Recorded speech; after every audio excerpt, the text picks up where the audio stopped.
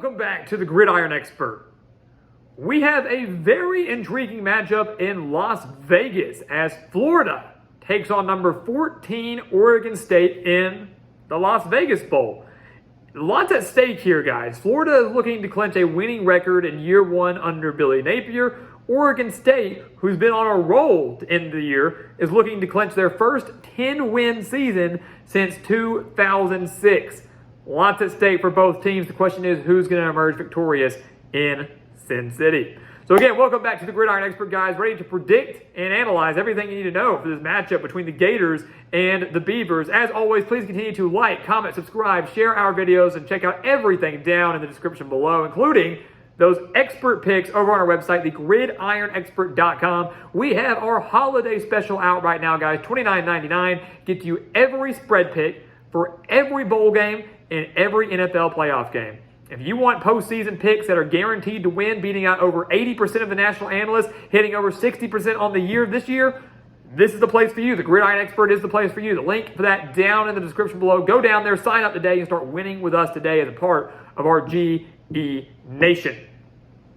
So let's take a look at this game, guys. You know, it's a fun one. Florida 6-6, Oregon State 9-3. I love the SEC Pac-12 bowl tie-ins. This should be a lot of fun. But you take a look at the offense for Florida, especially, and golly, they are struggling. It feels like about half of the Gators program has entered the transfer portal or has decided to go pro, and they're going to be at a loss at the quarterback position on Saturday. They do not have Anthony Richardson, who surprised a few people by declaring for the NFL draft. They are not going to have Jalen Kitna, who has been dismissed from the team and arrested. They will rely on the third-string quarterback in Jack Miller, who was phenomenal in high school and backed up C.J. Stroud last year at Ohio State. They'll either rely on him or the walk-on and Kyle Engel. A lot of inexperience at the quarterback position. More than likely, they'll give the nod to Jack Miller, but if it were to be Engel, either one of them doesn't really have much experience at the starter, especially in a big-time game like this, a bowl game against a quality top 15 opponent. So Florida is in trouble under center, regardless of who starts, solely due to inexperience. They average 227 passing yards per game. They average 214 rushing yards per game, and that's what I expect Florida to do here. I expect the Gators to rely heavily on the ground game, led by Montrell Johnson Jr., who has 827 yards and 10 touchdowns on the year. Also have Trevor Etienne right behind him with 705 yards and 6 touchdowns. As of this video, both of those players are expected to play in the bowl game for Florida. So expect the Gators to rely more heavily on the ground game than obviously the pass, at least early on, trying to establish that. Oregon State, you know that's what they're going to do. The Beavers want to run the ball. That's what they've been doing all year long. They're averaging 32.6 points per game. Had a quarterback change about midway through the season. Ben Goldbrinson taking over, has thrown for over 1,200 yards, 8 touchdowns, 5 interceptions. The other guy, Chance Nolan, entered the transfer portal. So he's out of there. It's Goldbrinson's show all the way. He only had 60 yards, though, in their win over Oregon. 60 yards and 2 interceptions. How did Oregon State do it? They did it from turnovers, for sure, strong defense, and a run game, as they average 199.2 rushing yards per game. And they got a lot of talent. A lot of talent. We expect Damian Martinez to be playing in this game. I know he is a little bit banged up, but should be good to go. 970 yards, 7 touchdowns on the year. Jam Griffin, 486 yards, 3 touchdowns on the year. Deshaun Fenwick, 446 yards, 7 touchdowns on the year. So 3 players at the running back position that have all rushed for over 400 yards. I mean, take your pick, Oregon State. You have got a great trio of running backs, and that is a major reason for your offensive success. That is what they're going to try to do in this game, is to be balanced, which is what they are. Balanced, downhill attack, bully you up front of the line of scrimmage. That's exactly what they want to do to a beat-up Florida team that's going to be very short-handed on Saturday. You take a look at the defenses. Florida's defense has not been that great. The Gators are giving up 28.8 points per game, and here's the bad number.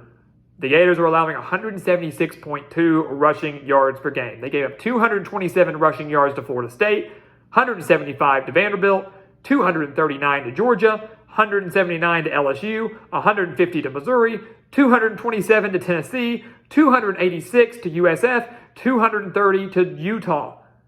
That's really concerning, guys. That's like the majority of their schedule right there, where they have been torched on the ground. And they don't have Anthony Richardson to bail them out, who has a great arm, has that dual threat capability. He's not on offense to help them if the defense collapses. They don't have that. The offense is expected to struggle, probably won't be on the field very long. Oregon State's defense is going to shut them down. This is where Florida's defense has to come to play, and they have not shown this year that they can stop the run, and that's exactly what Oregon State wants to do. The Gators don't create any pressure. They only have 21 sacks on the year. They don't have much push up front, and you can guarantee the Oregon State offensive line is just licking their chops, knowing they're going to bully Florida at the line of scrimmage.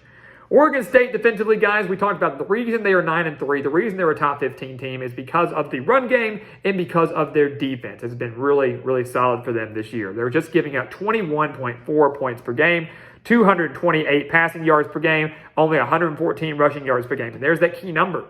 I don't expect Florida to go out there and ball out through the air. I just don't see it happening. Obviously, the Gators have nothing to lose. They're 6-6. They obviously want to win. But why not go out there and give Jack Miller or Kyle Engel a shot just to go out there, air it out, and have some fun? Let them go. So Oregon State can't completely disregard the passing game. But the run game is what Florida's going to want to try to establish. And Oregon State probably isn't going to let them do that. Only 114 yards per game on the ground they're allowing.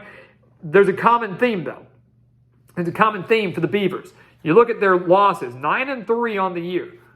What has been a common theme in the 3 losses that they have?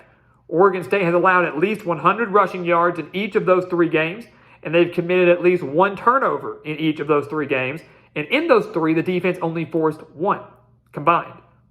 So to beat Florida, really for Oregon State to beat anybody, they have to stop the run. They were unable to do that in those 3 losses. They need to force turnovers. They were unable to do that. And they need to make sure they're taking care of the ball themselves, which is more of an offensive issue than a defensive issue.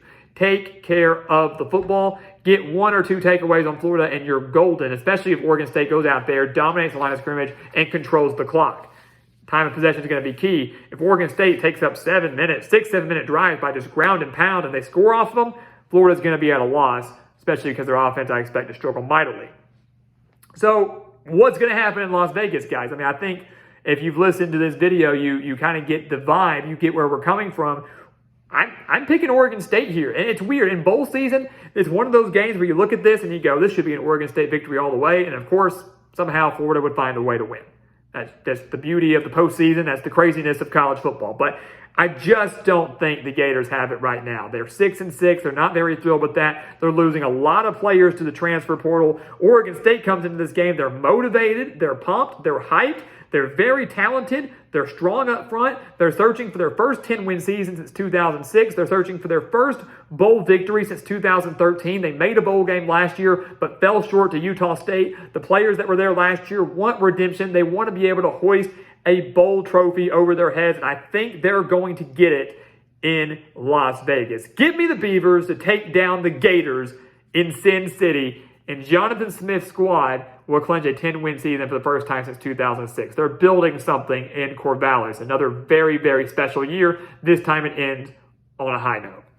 So guys, as always, thank you so much for watching us here at the Gridiron Expert on YouTube. Make sure to continue to like, comment, subscribe, share our videos. And of course, check out everything down in the description below, including those expert picks over on our website, thegridironexpert.com. Again, some of the best college football and NFL spread picks in the country, guys. That holiday special gives you every bowl game spread pick and every NFL playoff spread pick for just $29.99. Go check it out. The link down in the description below. We guarantee you will win with us if you sign up today. And once again, guys, as always, thank you so much for watching, and we will see you next time right here on the Gridiron Expert. Yeah.